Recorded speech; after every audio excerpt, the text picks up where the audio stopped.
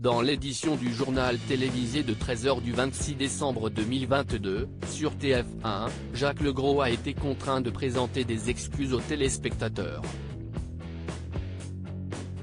Des excuses qui font suite à un reportage diffusé la veille dans le journal d'Audrey Crespo-Mara.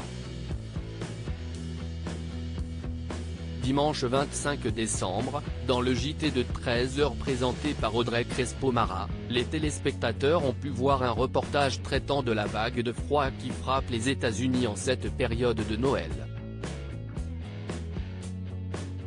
Parmi les images diffusées figurait celle d'un homme ouvrant la portière de sa voiture figée par la glace. Avec cette action, il faisait tomber une énorme couche de neige qui recouvrait le véhicule. Dans certaines parties du pays, la température ressentie est descendue jusqu'à -48°C hier, commentait alors la voix off. Le problème, c'est que ces images, trouvées sur les réseaux sociaux, n'ont pas été filmées ces derniers jours.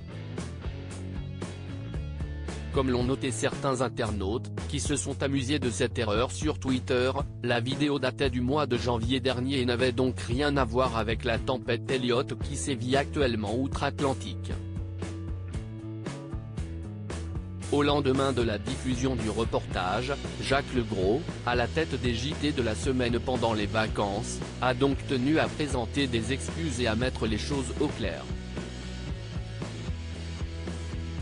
Les équipes du journal de 13h sont désolées de cette erreur après un nouveau reportage consacré à la météo du continent américain. Le joker de Marie-Sophie Lacaro, et ex-joker de Jean-Pierre Pernaut, a abordé l'erreur diffusée la veille.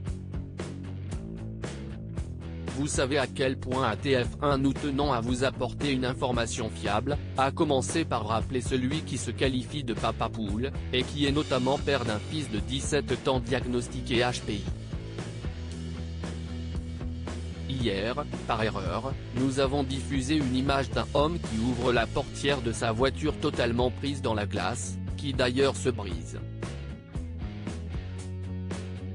Cette image datait de janvier 2022, a-t-il poursuivi, confirmant ce qu'avaient déjà repéré plusieurs téléspectateurs. Pour conclure son message avant de passer à un nouveau reportage, il a présenté des excuses au nom de la chaîne.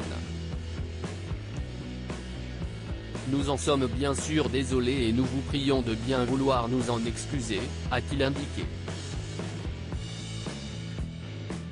Si l'erreur est humaine, les excuses publiques de Jacques Legros restent une belle preuve de professionnalisme et d'honnêteté.